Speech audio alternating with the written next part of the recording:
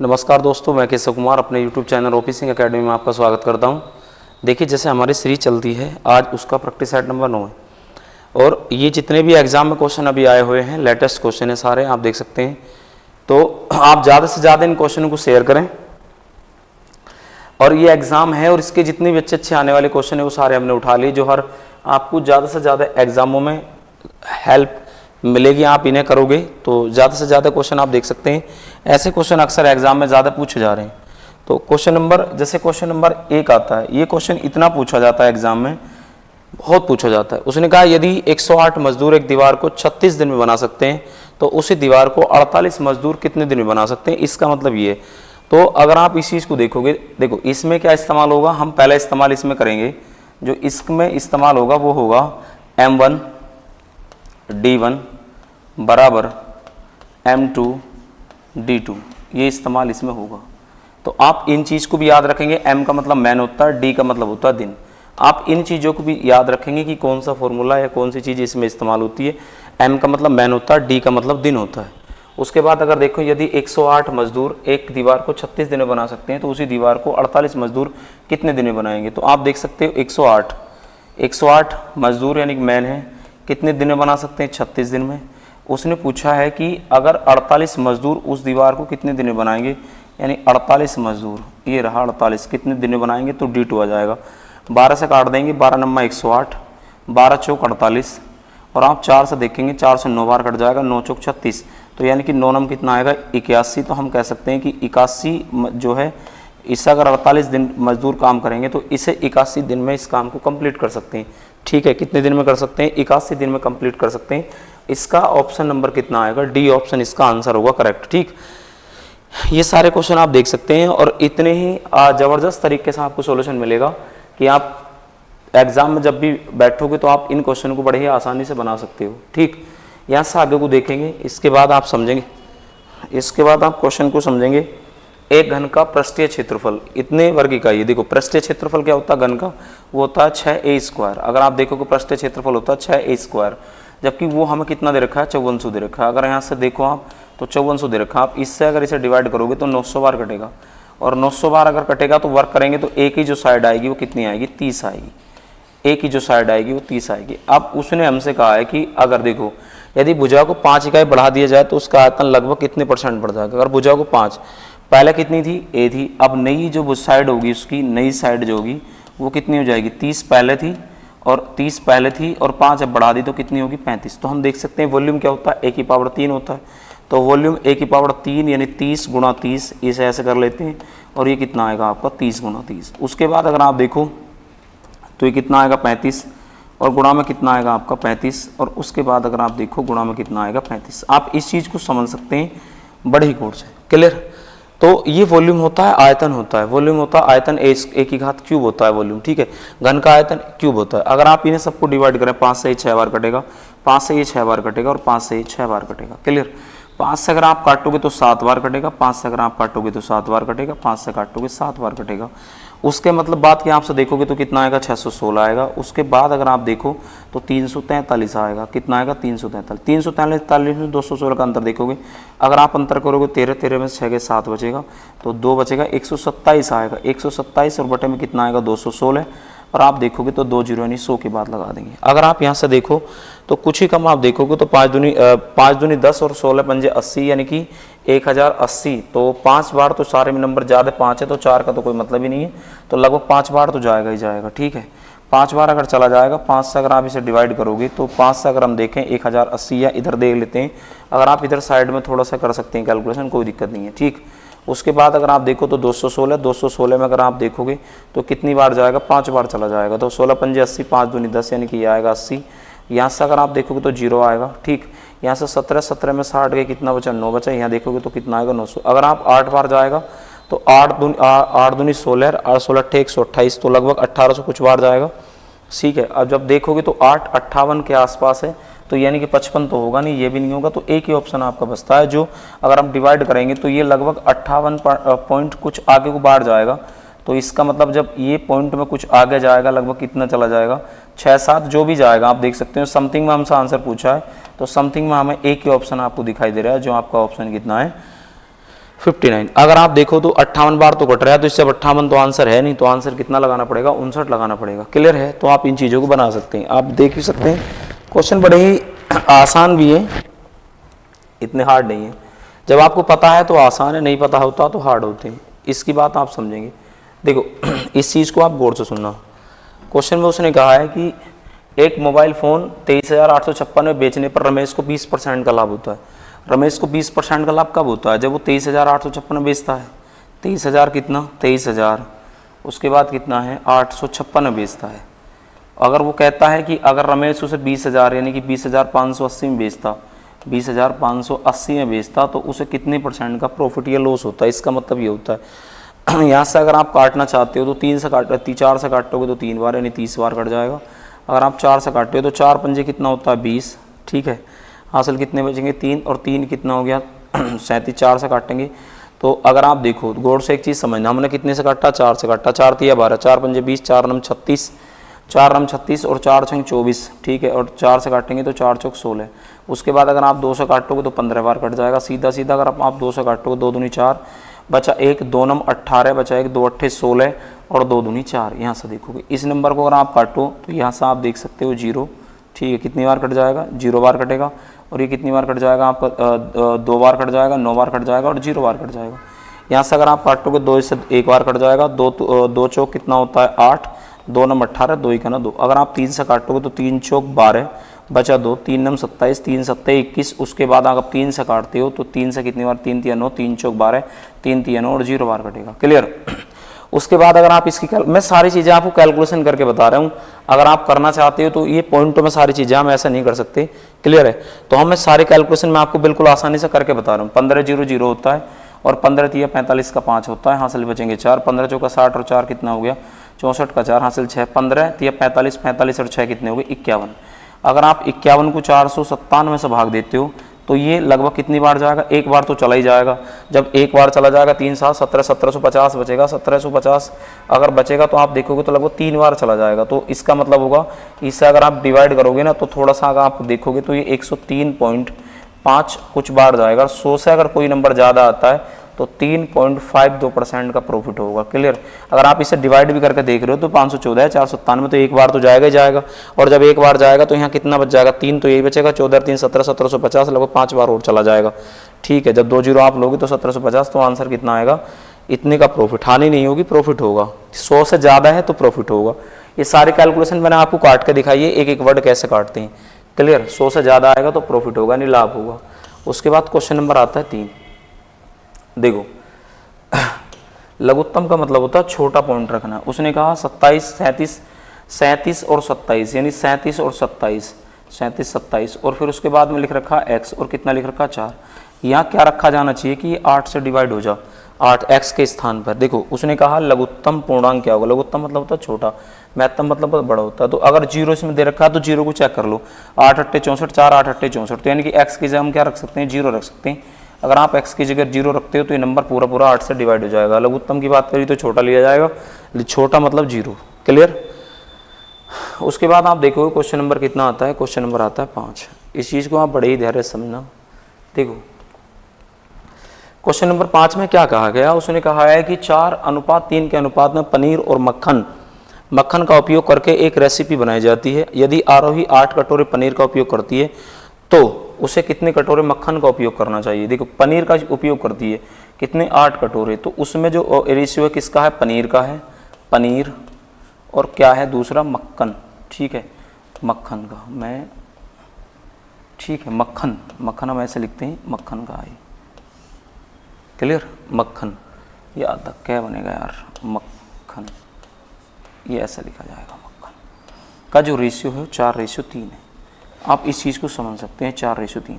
उसने कहा आरोही ने 8 कटोरे पनीर का उपयोग करा है।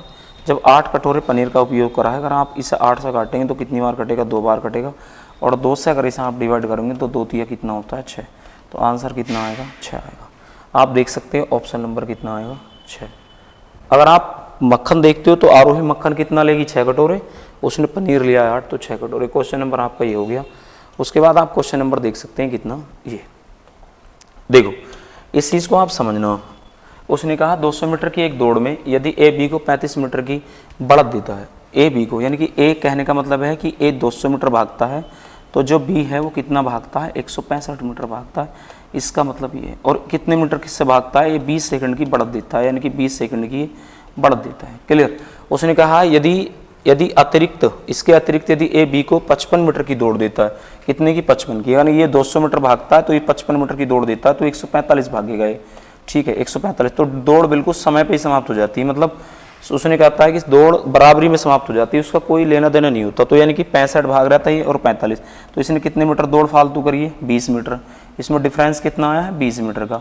तो इसका मतलब 20 मीटर की जो दौड़ है उसने कितने मीटर में समाप्त करी होगी, 20, यानी कि 20 सेकंड बटे कितना आएगा, 20 मीटर। और उसने दौड़ करी कितनी है, 145। तो आप यहाँ 145 लग देंगे, इससे ही कट जाएगा। तो 145 मतलब आएगा कि वो उस दौड़ को 200 मीटर की को कितने मीटर में समाप्त करेगा, 145 सेकंड। तो उसने कहा है कि ए को 200 मीटर दौड़ने में कितना समय लगा होगा, 145 सेकंड का समय लगा होगा। क्लियर। ये बड़ा ही आसान क्वेश्चन है, आप देख सकते हैं, इससे बेस्ट क्वेश्चन आपको कहीं नहीं मिलेगा। और ये अभी आया हुआ अभी है, और पहले मैं ऑफलाइन क्लासरूम में इन चीज़ों को मतलब समझा भी चुका हूँ। ऑफलाइन क्लासरूम में अक्सर मैं इन सवालों को करा देता हूँ। क्लियर। देखो उसके बाद सुनना, एस और एफ के वेतन का अनुपात, एक एस है और एक एफ है, और इनका जो वेतन का अनुपात है अगर आप देखो तो यानी कि यहाँ लिख देता हूँ वेतन, सैलरी का अनुपात, वो वेतन का जो अनुपात है वो 2:3 के अनुपात में 2:3। अगर आप इसे देखोगे तो मैं इसे 2x मान सकता हूँ, इसे मैं 3x मान सकता हूँ, ठीक 3x मान सकता हूँ। उसने कहा और उनकी बचत का अनुपात इतना है। बचत मतलब सेविंग, बचत का मतलब होता है सेविंग। बचत का जो अनुपात है उनकी, किस तो एस की और किसकी, एफ की, वो उनका कितना दे रखा है, वो दे रखा 3:4।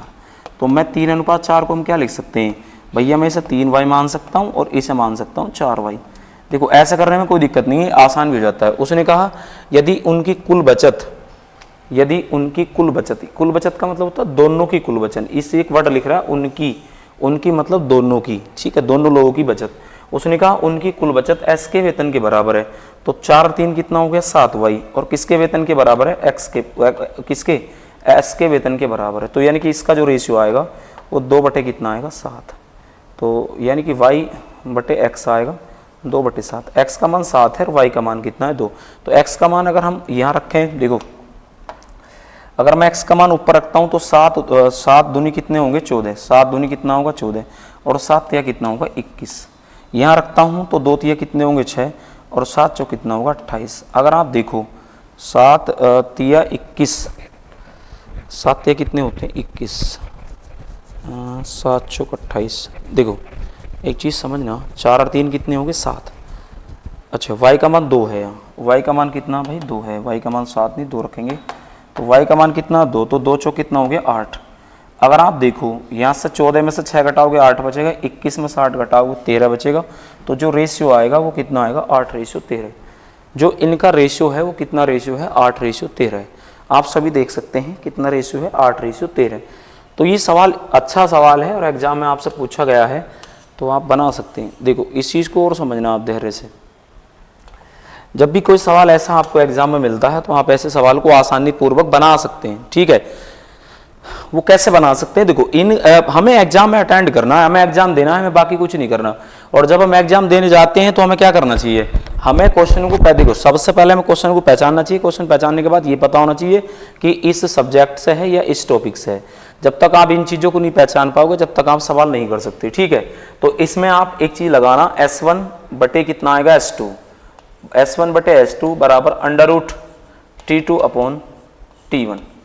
आप इस फॉर्मूले का यूज करेंगे और इससे करने के बाद आप इसे बड़ी आसानी पूर्वक बना सकते हैं। उसने कहा 2 रेलगाड़ियां ए और बी क्रम से पी से क्यू स्थान तथा क्यू से पी की ओर समय पर एक दूसरे की ओर चलना शुरू करती हैं।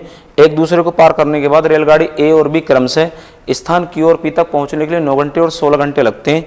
रेलगाड़ी ए की चाल 56 है। सबसे पहले रेलगाड़ी ए की चाल कितनी है, 56, तो हमें किसकी निकालनी है, S2 की। अब आप इस चीज़ को समझना बड़े ही धैर्य से। उसने कहा दूसरे की समय कितना, 9 घंटे, और इसका समय कितना है, मतलब 16 घंटे, इसका कितना है, 9 घंटे। इसे आप देखो तो अगर मैं देखूँ यहाँ से तो यह जाएगा 56 और बटे में कितना आएगा, S2 बराबर कितना आएगा, 4, 4 बटे कितना आएगा, 3। यहाँ से अगर आप काटोगे तो 14 चौका 56 और 14 तिये कितने होते हैं, 42। तो S2 बराबर जो चाल आएगी वो कितनी आएगी, 42 किलोमीटर प्रति घंटा आएगी। ये इतना आसान सवाल है, इसमें कुछ नहीं करना, बस लैंग्वेज में बड़ा है। किस में बड़ा है, लैंग्वेज में बड़ा है। ऐसे सवाल अक्सर लैंग्वेज में बड़े होते हैं और करने में क्या होते हैं, आसान होते हैं। आप देख सकते हो इसका जो आंसर आएगा वो डी ऑप्शन आएगा। क्लियर, ऐसे सवाल करने में बड़े होते हैं, देखने में बड़े आपको डरावने से लगेंगे मगर करने में बड़े आसान होते हैं। पर आसान क्या, तब आपको पता होगा तभी आसान होते हैं, अन्यथा आसान नहीं होते। देखो इस चीज को बड़े ध्यान से समझना, ये सवाल कितना बेस्ट है। इस सवाल में क्या करना है देख लो, आप एक बार पढ़ो भले इस सवाल को। इस सवाल में कहा गया है कि वस्तु के स्टॉक को खाली करने के लिए विक्रेता अंकित मूल्य पर 8% की छूट देता है। वह एक्स इस छूट का ऑफर से प्रचार खर्च करता है। उसकी वस्तु की कुल लागत इतने रुपए है, तो अंकित मूल्य लागत मूल्य से 10% अधिक है। अंत में उसे न तो लाभ होता है और न ही हानि, मतलब शून्य होता है। इसका मतलब ये होता है, तो मैं ऐसा सोच सकता हूँ कि यानी कि ये सीपी है, ऐसा मान लेते हैं थोड़ी देर को। देखो इस चीज को आप समझना, जैसे मान लो कोई भी व्यक्ति है, उसने क्या काम करा, सबसे पहले उसने सीपी लिया, और सीपी अगर मान लो हम मानते हैं सीपी, हम क्या मानते हैं, सीपी। उसने सीपी लिया, सीपी के बाद मान लो मैं कहता हूँ आपसे मार्केट प्राइस, और मार्केट प्राइस के बाद आप क्या कर दोगे, सेलिंग प्राइस। तो उसने मान लो जो भी था, हमें नहीं पता क्या था, उसने ये मान लो 100 रुपये थी, 100 रुपये पे उसने मतलब कोई वस्तु थी, उसने इस सीपी से 10% ज़्यादा अंकित करा, मैंने लिख दिया 10%। फिर उसने डिस्काउंट दिया 8% का, 8% का डिस्काउंट दिया। तो आप इस चीज़ को ऐसा नहीं कर सकते, सक्सेसिव नहीं निकाल सकते इसका, जितना दिया होगा वो सक्सेसिव में आ जाएगा। सक्सेसिव में कैसा आ जाएगा, देखो 10% प्लस के 10% माइनस 8%, 8%। और जब 100 के बाद आप देखोगे तो यहाँ माइनस प्लस माइनस ही होता है, तो 10 और गुणा में कितना आएगा 8, और डिवाइड बाई कितना हो जाएगा, अगर आप डिवाइड बाई देखोगे तो कितना आएगा 100 आएगा, यहाँ से ही कट जाएगा तो कितना बचेगा 0.8। 10 में से अगर आप 8 घटाओगे तो 2 बचेगा, और 2 में से 0.8 घटाओगे तो 1 पॉइंट कितना बचेगा 2। तो इसका मतलब उस व्यक्ति को 1.2 रुपये का प्रॉफिट हुआ होगा, जबकि उसने वस्तु कितनी खरीदी 25,000 की, तो हमें 25,000 रुपये निकालना है। तो ये कितने का है 25,000, और मतलब कितना आएगा ये 2,50,000 है, ठीक है। और उसका हमें कितने जीरो लगाने भैया, 12 के बाद हमें 3 जीरो लगाने, कितने जीरो लगाने 3, तो 3 जीरो से हम इसे 3 जीरो काट देंगे, 25 के और 12 गुणा करोगे तो सीधा सीधा 300, और 1 जीरो और लगेगा, तो इसका मतलब आंसर आ जाएगा 3,000। तो यानी कि छूट जो एक्स का मान है जो खर्च किया उसने प्रचार पर, वो कितना करा है, उसने प्रचार पर जो खर्च करा है अपने, वो कितना खर्च करा है, 3,000 रुपये का खर्च करा है। ये आपका आंसर है।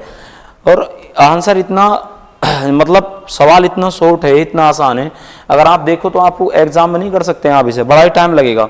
और ऐसे सवाल को करने के लिए, बनाने के लिए आपको इन चीज़ों के बारे में पता होना चाहिए कि कितना अधिक करना फिर कितना कम करना। और उसने पहले बोल दिया न प्रॉफिट नो लॉस, ठीक। उसके बाद इस चीज़ को आप समझो, उसने क्वेश्चन में कहा है कि देखो अगर आपको 1,50,000 की जमा राशि पर 8 वर्ष में साधारण ब्याज इतने रुपए मिलता है, तो आप इतने रुपए जमा करते हो 2,000। देखो इसका मतलब क्या होता है, अगर आप 1.5 लाख रुपए जमा करते हो, 1.5 लाख यानी कि 1,50,000 रुपये जमा करते हो, तो आपको 20,000 रुपये का ब्याज मिलता है।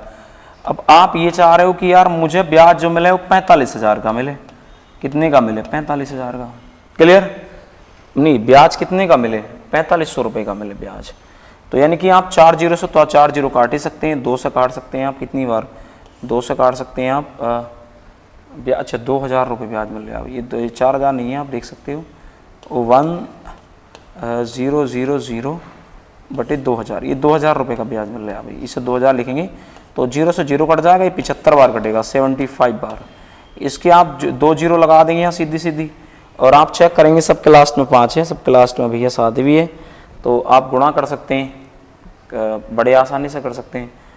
45 पंजे, देखो 45 पंजे 225 का तो आप 5 ही लिख सकते हैं। 45 पंजे कितने होते हैं 225, 225 का 5 लिख सकते हैं आप, हासिल कितना बचेगा 22, और 45 सत्ते 7 चौक 28, 280, और 7 पंजे 35, कितना आएगा 5, 1 2 315, और 22 7 3 3 यानी कि 375 आएगा, ठीक है। तो 300 अगर आप देखोगे तो 300 ये आएगा, तो ऑप्शन नंबर कितना आएगा, इतना आएगा। अगर आप गुणा करना चाहो तो 3 3 3 इतने रुपए उस व्यक्ति को जमा करने पड़ेंगे, तब वो 4500 रुपये लेगा। क्लियर है, आसान है, इसमें कुछ नहीं करना है, बड़े ही आसान सवाल है। और आसान है भी, और तुम लोगों को मैं इतने आसान तरीके से सवाल करा रहा हूँ, बहुत ही आसान तरीके से। ऐसे सवाल ज़्यादा हार्ड नहीं होते, हमें पता होना चाहिए बस, और इसलिए मैं आपको ये सवाल इतने आसान तरीके से बनाने बता रहा हूँ कि आप इन सवालों को बड़े निहायत ही शॉर्ट मेथड से कर सकते हैं। क्लियर। उसके बाद अगर आप देखो तो उसने कहा एक बाइक की कीमत पहले किस % की वृद्धि होती है। बाइक की कीमत में पहले कितने % की वृद्धि होती है? 21। आप देखना पहले 21% की वृद्धि हो गई, उसके बाद बिक्री की कारण 34% की कमी, तो यहाँ लिख देंगे 34% की कमी माइनस। उसके बाद अगर आप देखोगे तो कितना आएगा 21 और गुणा में कितना आएगा 34 और बटे में कितना आएगा 100, कितना आएगा 100। अगर आप यहाँ से बड़े ही आसान तरीके से देखें, अगर मैं 21 में से 34 घटाता हूँ, ठीक है, देखो अगर मैं एक बात आप बड़ी, उसने कहा एक बाइक की कीमत में पहले 21% की वृद्धि हुई, फिर 34% की कमी हुई, फिर इतना हुआ। अगर आप इस चीज़ को देखेंगे तो 21 और यहाँ से अगर मैं रखता हूँ तो 3 यानी कि माइनस के 13, तो ये बचेगा ही बचेगा, माइनस के 13 बचेगा, माइनस 21 चौक 84 का कितना होता है 4, हासिल कितने बचेंगे 8, 21 दिया 63 और 63 और 8, 8 3 11 यानी कि ये आएगा 71 आएगा। 2 के बाद पॉइंट लगा लेंगे, 13 और 7 कितने होंगे भैया 20, तो और उसके बाद देखेंगे 20.14 और क्या है चिन्ह किसका माइनस का है, तो माइनस का मतलब होता है कमी। यानी अगर आप देखो तो ये यहाँ से जो ये सवाल है ना, ये वृद्धि नहीं होगा भाई, इसे काट देना, एक कमी होगा, ठीक है, ये कमी होगा। क्या होगा एक कमी, वृद्धि का तो कोई मतलब ही नहीं है ना यहाँ, तो क्या आएगा एक कमी, ठीक है। ये कभी कभी भैया PDF बनाने में प्रिंटिंग में मिस्टेक हो जाती है, आप सभी देख सकते हो। क्लियर। उसके बाद क्वेश्चन नंबर आता है अपना 12। क्वेश्चन नंबर 12 में कहा गया है, देखो ये सवाल बड़ा ही आसान है, निहायत ही आसान है ये भी। इस सवाल पे क्वेश्चन बड़े ज़्यादा पूछे जाते हैं। उसने कहा एक फिटनेस क्लब में 70% पुरुष हैं और 30% सदस्य महिलाएं। देखो मैन और एक तरफ लिख लेंगे वो मैन, तो ये 70 हैं और ये कितनी है भैया 30। अगर 70 का और 30 का अगर मैं रेशियो लेना चाहूँ तो मैं रेशियो कितना ले सकता हूँ, मैं रेशियो ले सकता हूँ 7 और 3।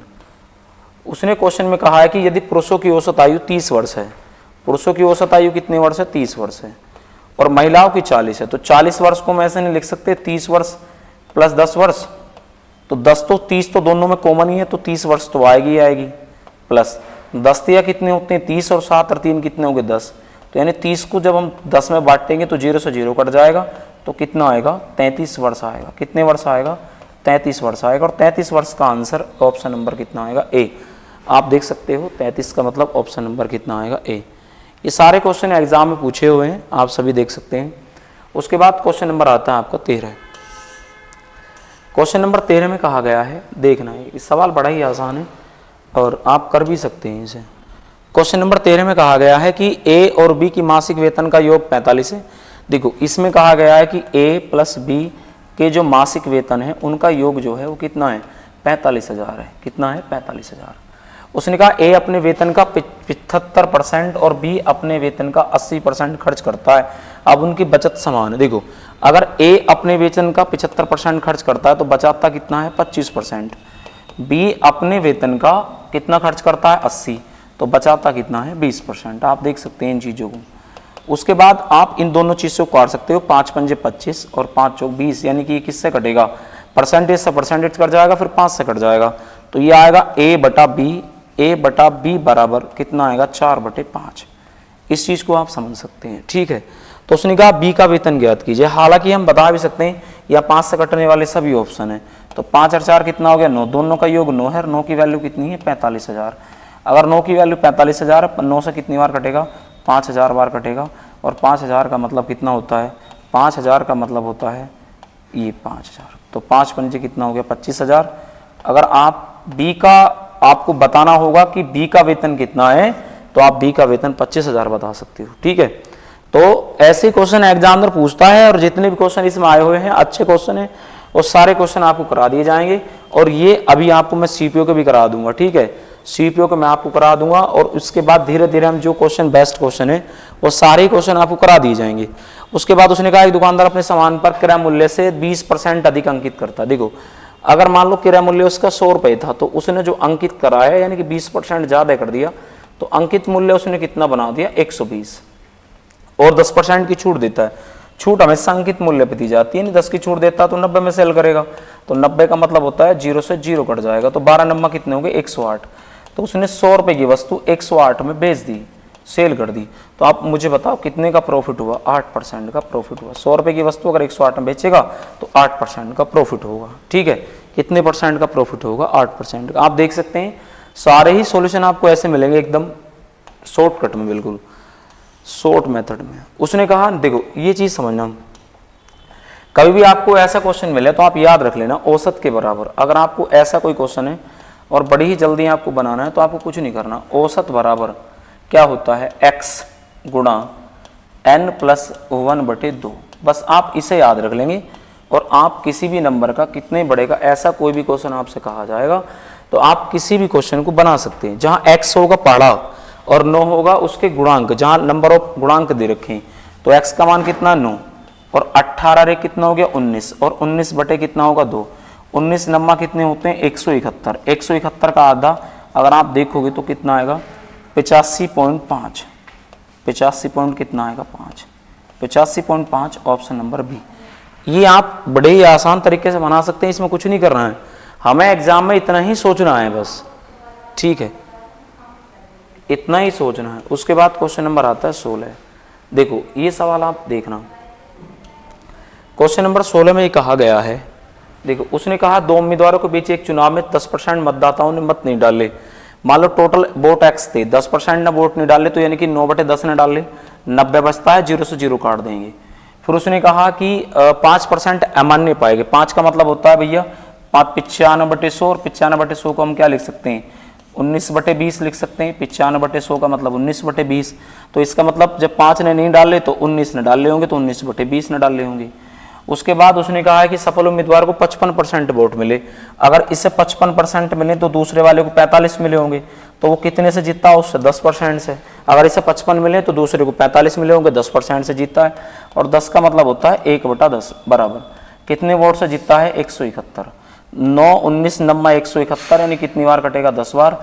इसकी सबकी गुणा करोगे तो x बराबर कितना आएगा 20, और 20 के आगे अगर आप देखोगे तो 4 जीरो लगेंगे। तो अगर मैं आपसे पूछूं कि उस मतदाता में कितने नाम थे तो आप कह सकते हो कि सर उस मतदाता सूची में 20,000 लोगों के नाम थे। क्लियर, कितने नाम थे 20,000 लोगों के नाम थे उस मतदाता सूची में। उसके बाद क्वेश्चन नंबर आता है 17। देखो इसमें कहा गया है कि निम्नलिखित में से कौन सी संख्या 11 से विभाज्य है। अगर आप देखो 8 और 6 14, 14 और 7 21, 21 और 7 कितने हो गए 28, 21 और 7 हो गए 28। 11 का नियम ये कहता है तो 0 हो या 11 का मल्टीपल, 8 5 13, 13 और 4 17। अगर आप 17 इसमें से घटाते तो 1 बचेगा 1, तो इसका मतलब ये 11 से 8 और 5 13, 13 और 4 17। तो ऑप्शन नंबर 1 ही करता है और तो नहीं करता।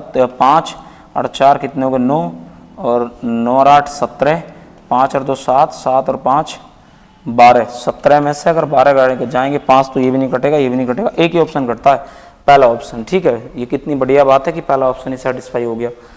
क्लियर, 28 में से 17 जाएंगे तो 11 बचेगा। उसके बाद ये क्वेश्चन आप देखेंगे, देखो इस चीज को समझना, बड़े ही धैर्यपूर्वक समझना। एक शंकु की ऊंचाई दूसरे शंकु की ऊंचाई की 3 गुनी है।